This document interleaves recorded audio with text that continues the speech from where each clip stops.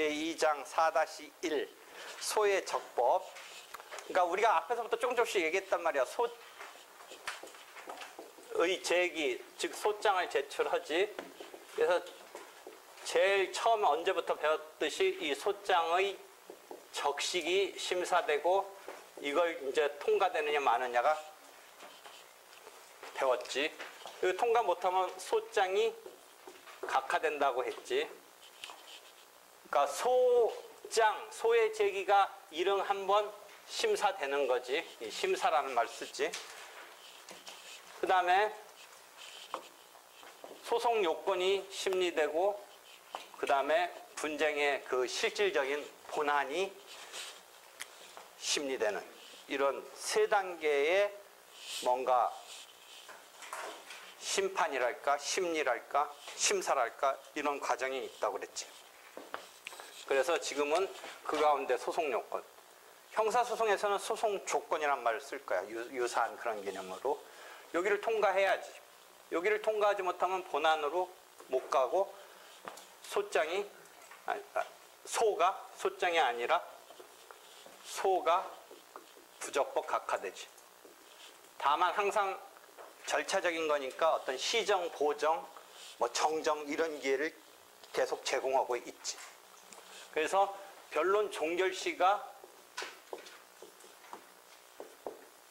변론을 종결할 때가 본안이든 소송 요건이든 이때를 기준으로 해서 가타부타 판단을 하는 거지. 그러니까 요 사이에서 보정할 기회가 있지. 처음에 소송 요건이 불비됐어도 그게 보정될 수 없는 성질이라면 어쩔 수 없지만 시정, 보정, 정정할 수 있는 거면 언제까지? 변론 종결 시까지의 기준으로 갖춰지면 된다. 이게 기본 개념이지.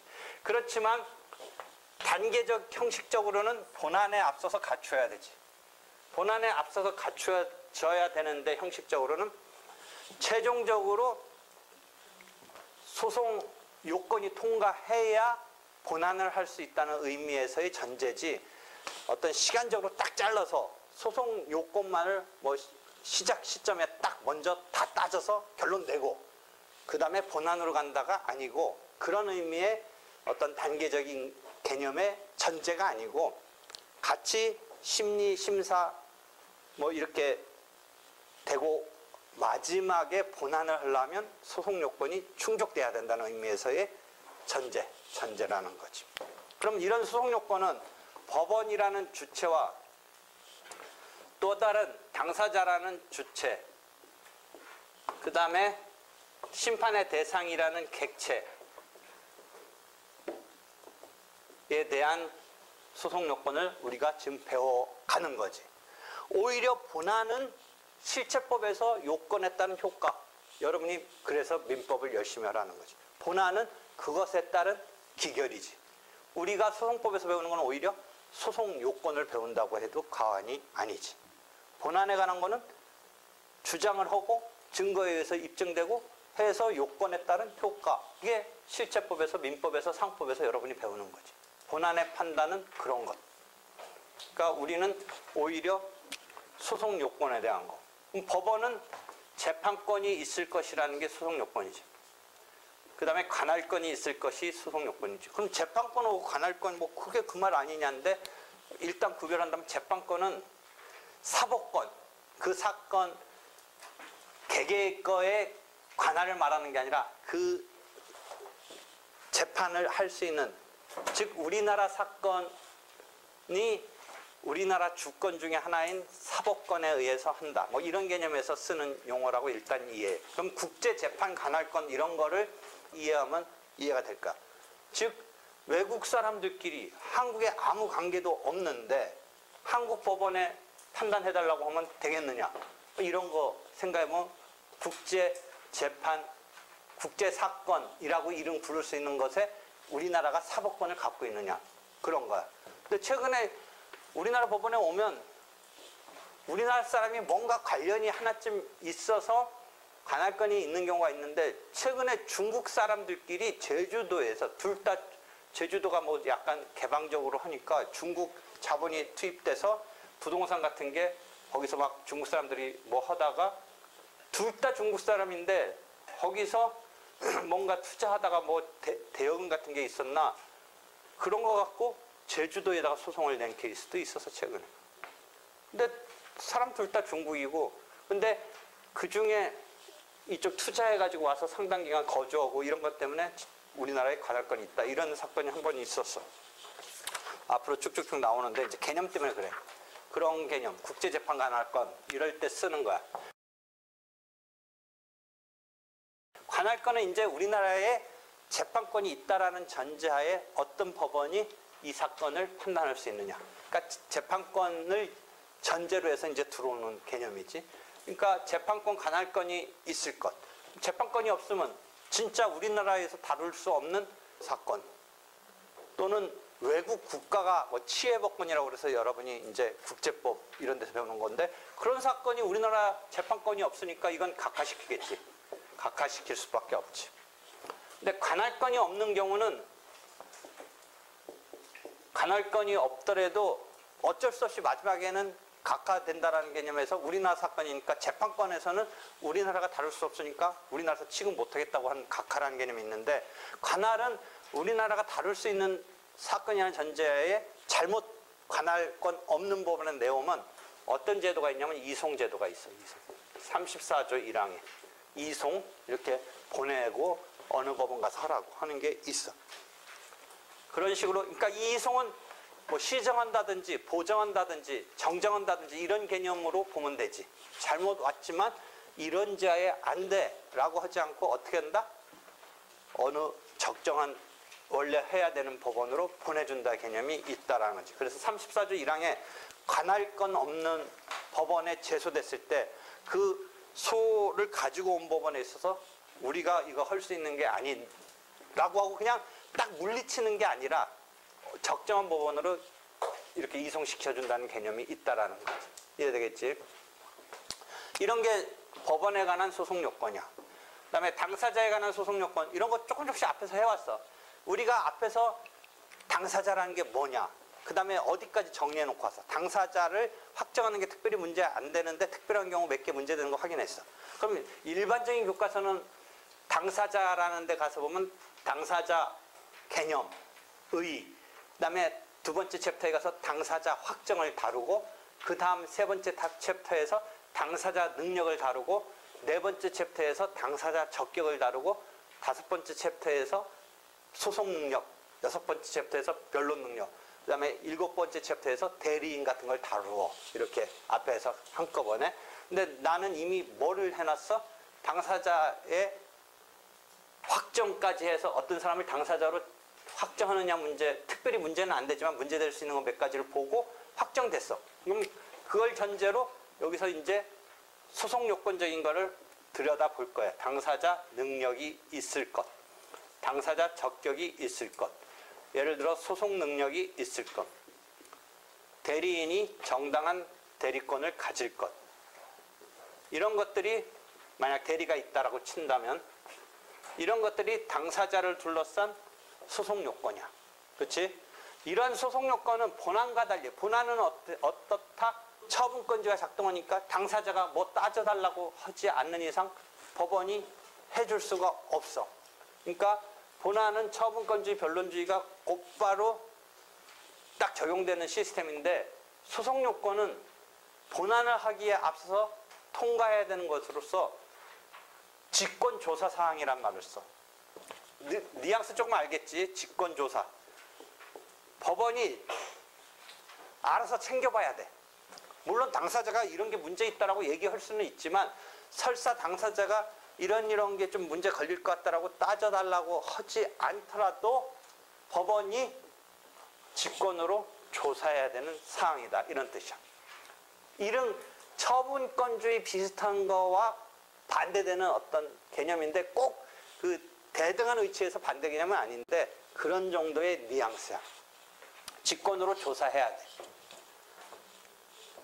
그래서 당사자 능력이 있을 것 이런 걸 따져야 돼. 우리는 이미 당사자 확정한 거는 앞에서 처리해놨어. 특별히 문제 안 돼. 소장에 원고 피고로 표시된 사람을 그대로 확정하면 된다고 그랬지. 특별한 사자 명의 소송이나 성명 모용 소송이나 또 조금 더 나가서 말한다면 법인격 부인의 경우 어떻게 할 건가 이런 등등의 문제가 있는데 그런 특별한 경우 빼놓고는 소장의 표시, 조금 더 실질적으로 뭐 이렇게 들여다봐서 실질적 표시 등에 의해서 확정이 된 사람을 가지고 이제 당사자 능력이 있을 것인데 당사자 능력은 51조 조문의 첫 조문 당사자에 관한 조문이야. 51조 전까지 50조는 법관의 재척 기피 회피, 그 다음에 50조가 법원 사무관 등에게 이것을 갖다가 쓸 수 있도록 해놓은 조문까지 우리가 봤어. 그 다음에 51조로 조문이 바뀌는 그 속에서의 총칙적인 조문이 뭐라고 하고 있어? 당사자 능력, 소송 능력, 대리, 법정 대리인 등에 관해서는 이 법에 특별한 정함이 없다면 민법 실체법에 따른다 이렇게 되어 있지. 51조가.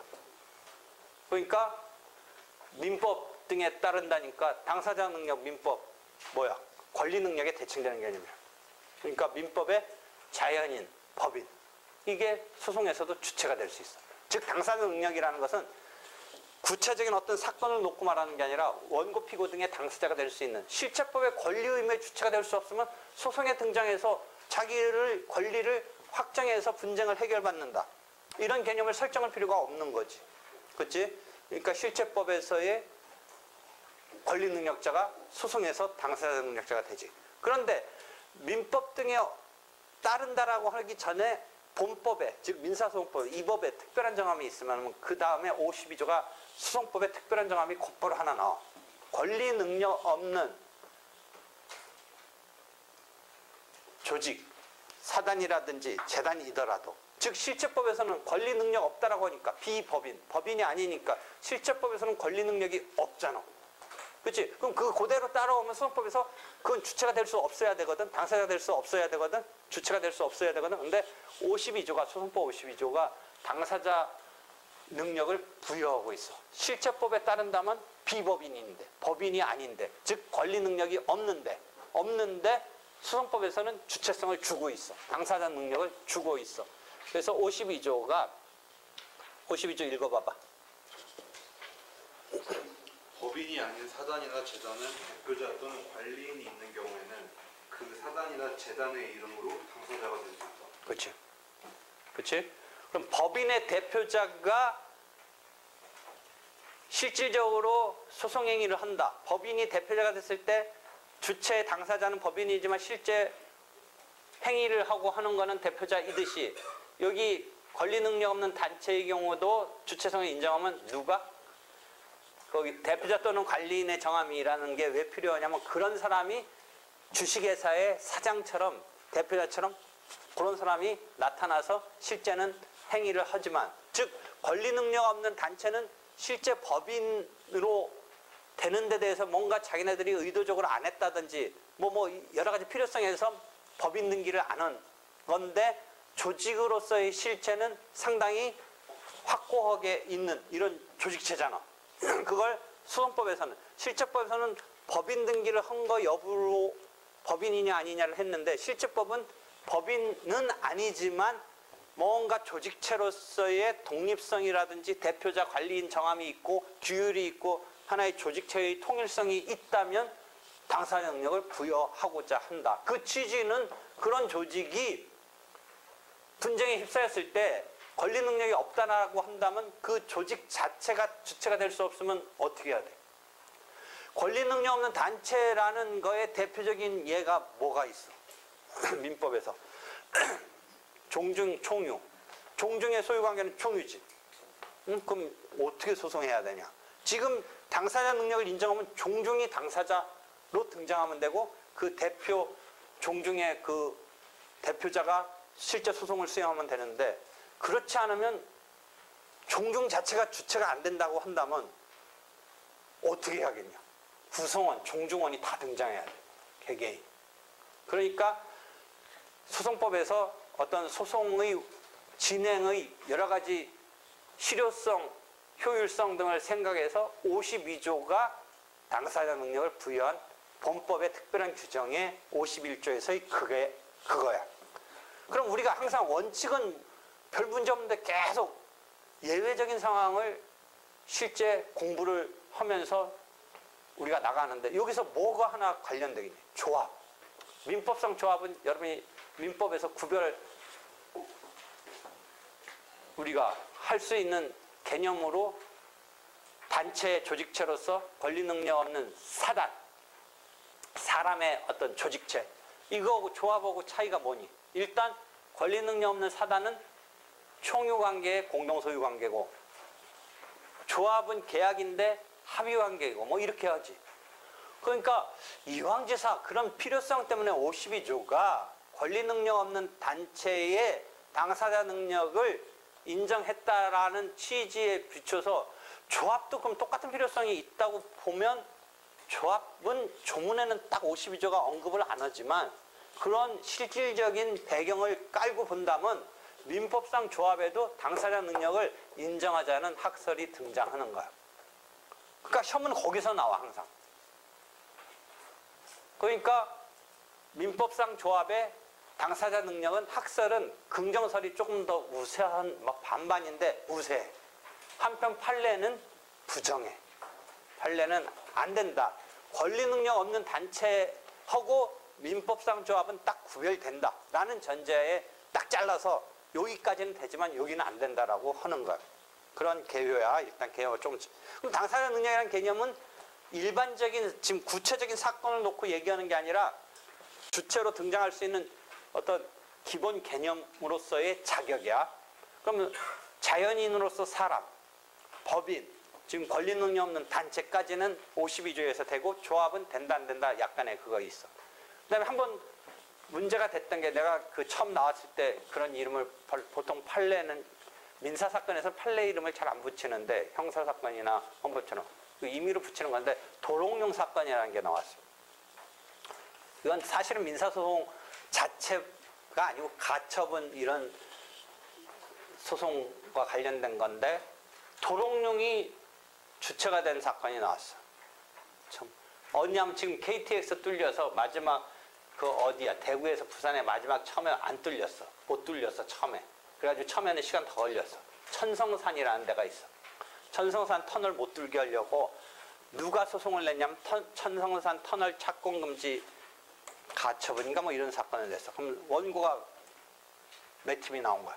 원고. 그때 여러분 기억 안 날지 모르는데 무슨 주지스님 여자분이 하나 있어가지고 단식을 막 20일 이상 하는데 환경단체가 뛰어들었어.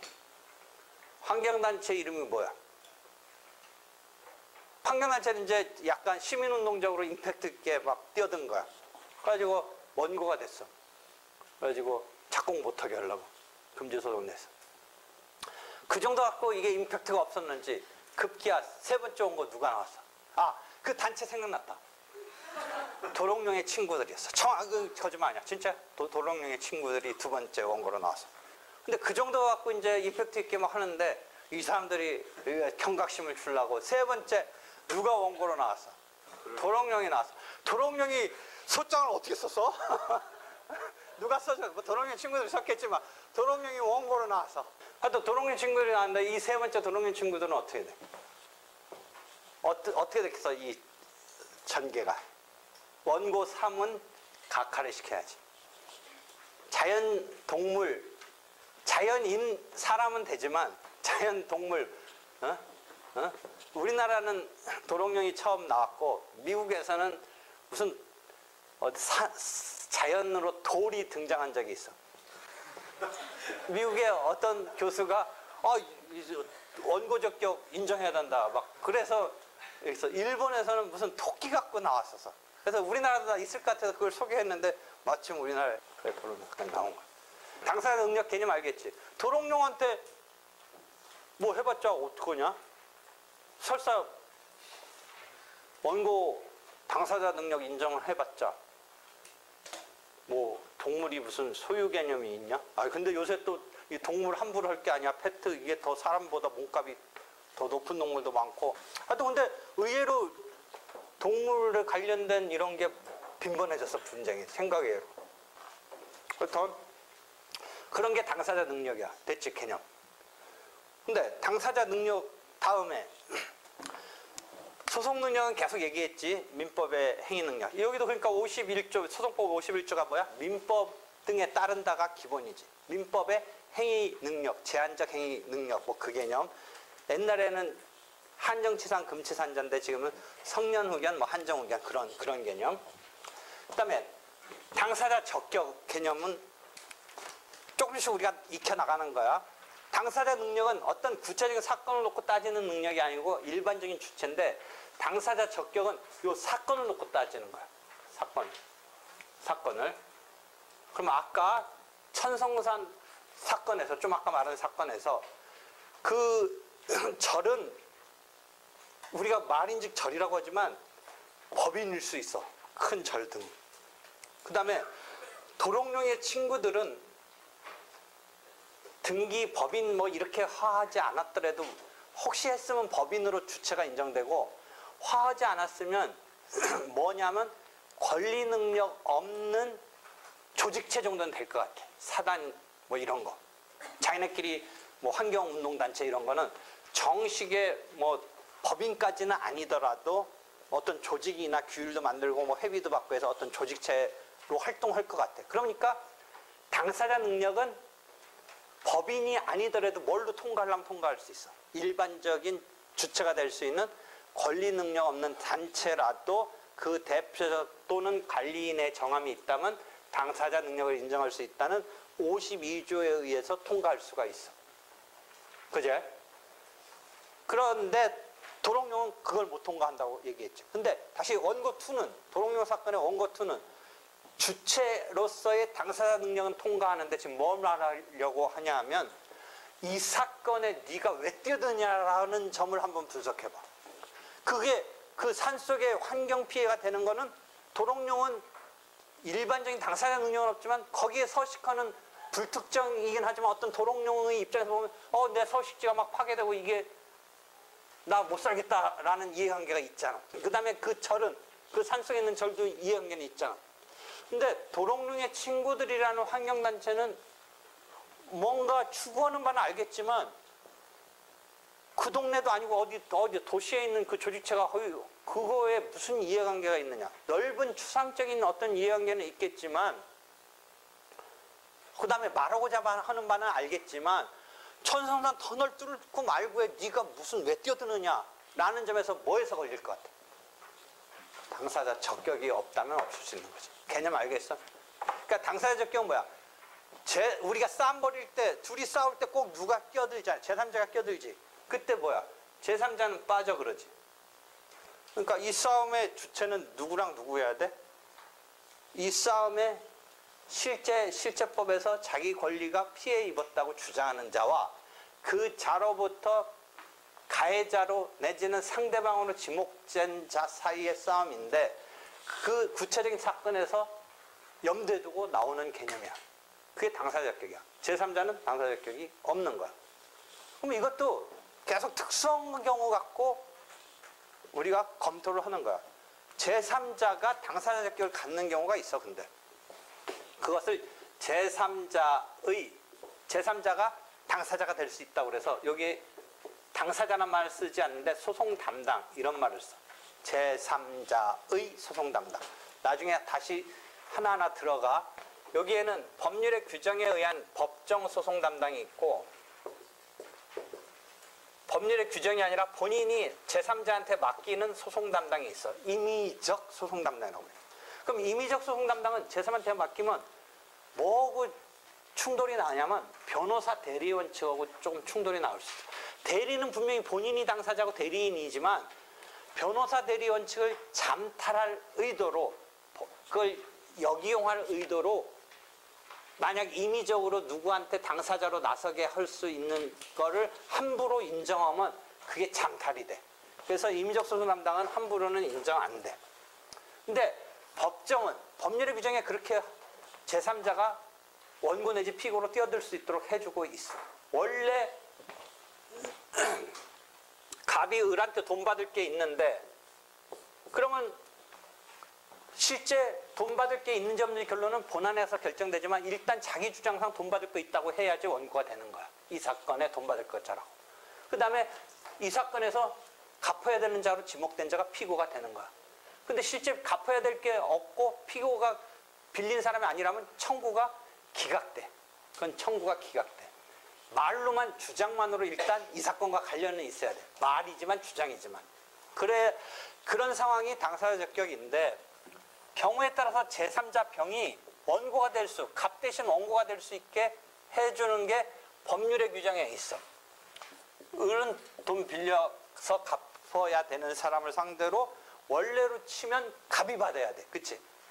빌려줬으니까. 물론 이제 갚았는지 뭔지 때문에 본안에서 뭐 받을 권리가 있는지 없는지는 본안에 가지만 주장상은 자기가 돈 받아야 된다고 그래. 누구를 타겟으로? 을을 타겟으로.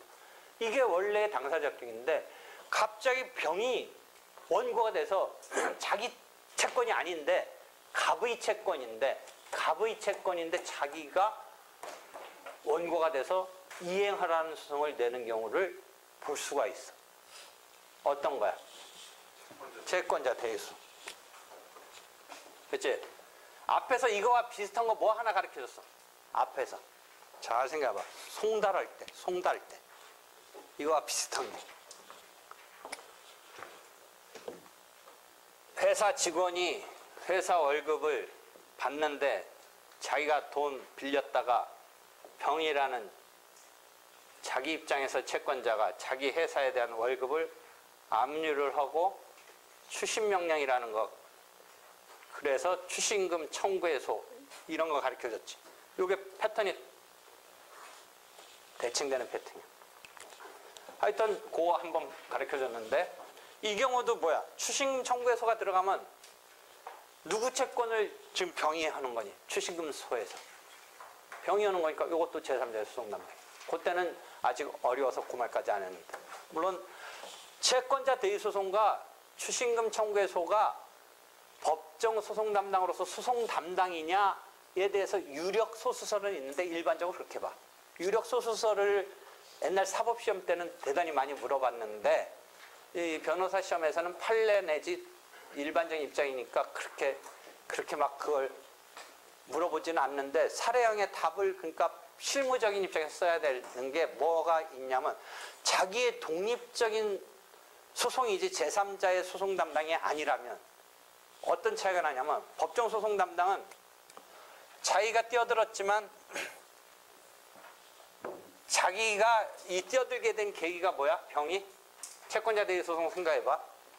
갑이 을에 대한 받을 채권을 갑이 별다른 재산 없이 행사하지 않기 때문에 부득이 병이, 즉 병에 대해서 갑이 채무자고 갑의 채무자, 을이 제3채무자 이런 용어를 써. 그렇지? 채권자 병이 채무자 갑에 대한 채권을 받을 게 있는데 채무자 갑이 자기의 채무자인 즉 갑, 병의 입장에서 보면 제3채무자지. 제3채무자, 갑과 을 사이에선 갑이 채권자고 을이 채무자인데 병까지 등장하면 어떤 용어를 구사하냐면 갑을 채무자라고 하고 을을 제3채무자라고 이렇게 일반적으로 불러. 그렇지? 그럼 병이 왜 뛰어든 거야? 자기는 갑에 대한 받을 채권이 있는데 갑이 별다른 재산 없이 이 채권을 행사하지 않으니까 그게 민법상의 채권자 대의권이고 그 대의권을 소송적으로 행사할 때 채권자 대의소송이라고 하고 이 채권자 대의소송의 성질을 판례와 통설은 제3자의 소송 담당 중에 법정 소송 담당이라고 봐. 그럼 시험 문제는 어떻게 나오냐? 이건 좀 이따 다시 나중에 계속 물어보면 요 채권과 요 채권이 지금 이제 두 개가 심리가 돼. 다시 그림 그려봐 줄게.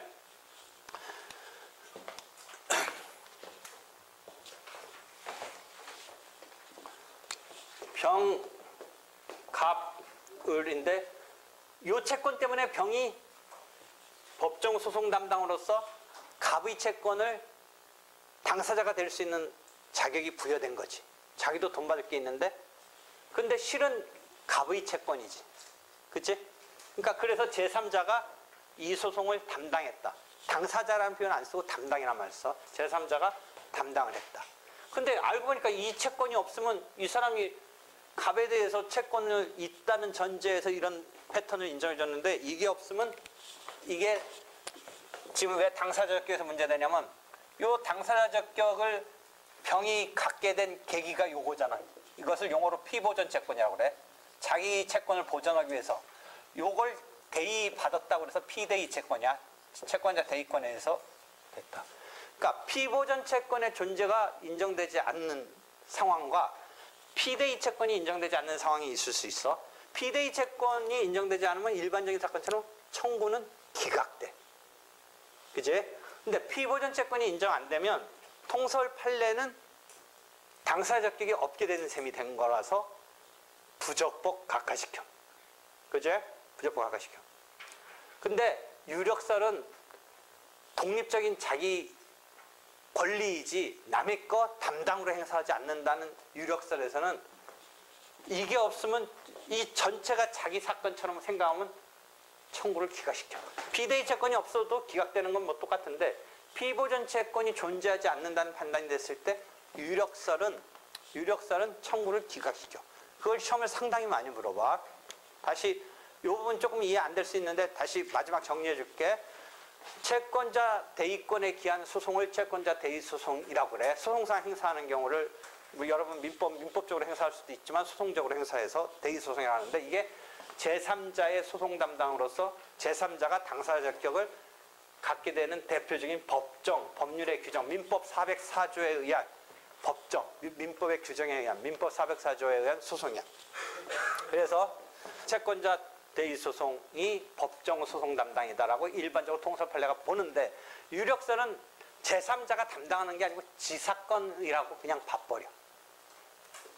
중간에 갑이 매개되어 있긴 하지만 그냥 내가 청구하는 일반적인 사건이라고 보는 거야. 청구라. 그러니까 피보전 채권이 존재하지 않는다는 데 대해서 통설 판례는 부적법 각하시키는데 이 경우는 피보전 채권조차도 하나의 자기 독립적인 사건의 틀 속에서 하여튼 자기 피대의 채권뿐만 아니라 피보전 채권이 존재하지 않아도 유력설에서는 청구를 기각시킨다라는 결론으로 가는 거예요.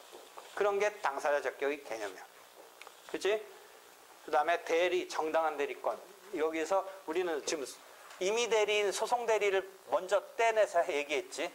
물론 대리권, 임의 대리인, 소송 대리인이든 법정 대리인이든 즉 예를 들어 미성년자의 친권자가 실제 친권자가 아니라든지 아니면 임의 대리인인 소송 대리인에 있어서 대리권 수요가 없음에도 즉 무권 대리라든지 이랬을 때의 경우는 그 사람이 소송 수행하는 것은 부적법 각하시킨다가 기본적인 개념이죠.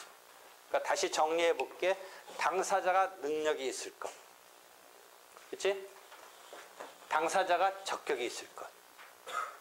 당사자가 소송 능력이 있을 것.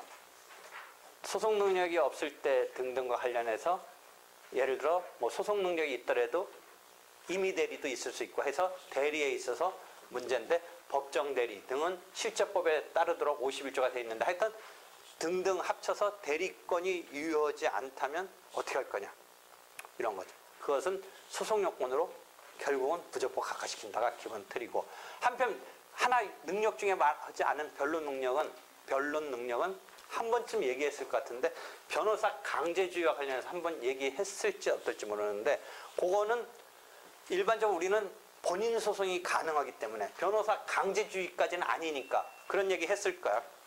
변호사 강제주의까지는 아니니까 자기가 소송 능력이 있는 경우라면 법정에서의 변론을 유효하게 하느냐 보면서 문제될 게 없으니까 변론 능력은 특별히 문제되지 않는데 법정에서 뭔가 잘 원활히 뭐 우왕좌왕하고 못했을 때 하나 제재 카드가 있어. 그건 변호사 강제주의의 한도가 아니라 진술을 금지시키는 제도가 하나 있어. 당사자가 뭔가 엉망진창으로 하거나 뭐 난폭하거나 흥분하거나 뭐 웬만한 갖고는 없는데 하여튼 참다 못 참겠으면 진술을 금지시켜. 진술을 금지시키면 당사자가 아무리 정상적인 본인 소송을 하는 사람이었다라고 하더라도 그 순간에 흥분하고 그러면 진술을 금지시켰을 때는 그 순간에 변론 능력이 없게 되는 상황이 있는데 이건 그 소 자체를 소송 요건으로 부적법 각하시키는 거는 아닌데 여기서 같이 잠깐 이야기는 해. 소송 능력 다음에 일반 교과서는 변론 능력이라는 개념을 하나 가르쳐 주는데 일반적으로는 크게 작동하는 이렇게 의미가 있는 건 아니야. 우리는 변호사 강제주의를 취하고 있지는 않기 때문에 경우에 따라서 근데 진술금지의 경우는 그런 상황이 나올 수 있는데 변론 능력이 없다 있다 이런 상황이 나오는데 그거는 그 법정에서의 변론의 그날에 관한 것으로서 소 자체를 전체적으로 부적법 각하시키는데 작동하는 소송 요건은 아니다.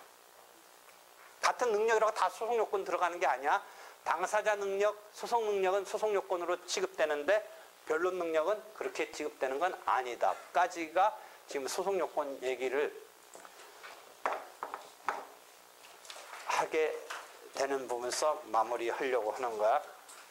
또 개개의 이야기는 또 구체적으로 들어가서 또 할 거야. 지금 총론적 얘기만 쭉 개요를 해준 거야. 계속 왔다 갔다 하니까 헷갈릴 수 있는데 큰 틀 잡고 또 들어가서 쪼개고 또 마지막 한번 또 정리하고 이런 식으로 나가는 거야. 여기까지 질문. 채권자 동소송이랑 암수심 명령이랑 어떻게 다른지 어떻게 다른지. 너는 채권자 대의 소송이랑 제가 지금 물어본 게 지금 말한 추징금 청구소, 추징금 청구는 지금 갑의 을에 대한 채권을 병이 소송상 행사하는 거지. 그치? 병이 소송상 행사해. 요거는 병이 갑한테 돈 받을 걸 주장해 가면서, 어디 또 나갔다 왔어? 주장하면서 이렇게 청구를 하는 거니까 주장마냐? 근데 추징금 청구는 아까도 잠깐 나왔지만 어떻게 얘기했어? 돈 받을 거 있다라고 하고 압류를 하고 추심 명령을 받아서 하는데 요 경우는 요게 확정 판결이 있어야 돼. 즉, 잘 봐봐. 아까 월급을 압류하는 걸 생각해봐. 월급을 압류하는 데 대해서 병이 갑한테 돈 받을 게 있어서 받으려고 갑한테 돈 받을 걸 재판 등에 의해서 우리가 집행권원이 될 수 있는 걸 네다섯 개 가르쳐주고 더 많이 있는데 쭉쭉쭉 나오는데 한 네다섯 개 가르쳐줬는데 그런 걸 통해서 병이 갑한테 돈 받을 거를 확정해야 돼. 확정하면 이제 그 다음 집행을 해. 집행할 재산이 마침 뭐야? 갑의 을에 대한 채권. 보통은 월급 아니면 은행 예금 같은 거. 지금 월급 갖고 얘기했지. 근데 이 추징금 청구를 하려면 뭐가 있어야 돼? 요게 아까는 여기는 주장만이니까 이게 인정 안 되면 부적법 각하시킬 수도 있다 막 그런 얘기를 막 했지. 여기는 그런 상황이 나올 수 있어 없어? 이건 이미 결정이 돼 있어. 확정이 되어 있어. 두 개의 차이는 이런 표현을 쓰면 돼. 채권자 대의 소송과 이 추징금 청구는 역사적으로 두 개가 같은 기능을 하는 듯이 보이는데 왜 있느냐? 채권자 대의 소송은 프랑스적인 제도야. 한편 독일적인 제도인 이 압류, 집행 이런 걸 또 받아들여가지고 이 두 개가 비슷하게 하는 시스템을 갖춘 게 두 개가 병존하는 거야. 일본이 그러고 우리가 그대로 봤어. 근데 다시 말로 표현할게. 추징금 청구소는 집행권원이 있어야 돼. 그러니까 채권자 대의권을 읽다 보면 혹시 책에 나올지 모르지만 집행권원 없이 간편하게 채권을 보전한다. 이런 비슷한 게 나와. 다시 채권자 대의권은 집행권원을 안 가진 채 여러분이 민법서 배우는 404조의 채권자 대의권의 요건을 갖고 할 수 있는데 추징금 청구를 들어가려면 어떻게 해야 돼? 확정 채권을 잘 가져야 돼. 집행권원을 갖고 있어야 돼. 물론 집행권원을 갖고 있을 수 있는 상황이 여러 개 있지만 하여튼 예컨대 대표적인 확정 판결이 있어야 돼. 이해됐어? 그 다음에 너는? 똑같은 질문했어. 또? 없어? 수고했어.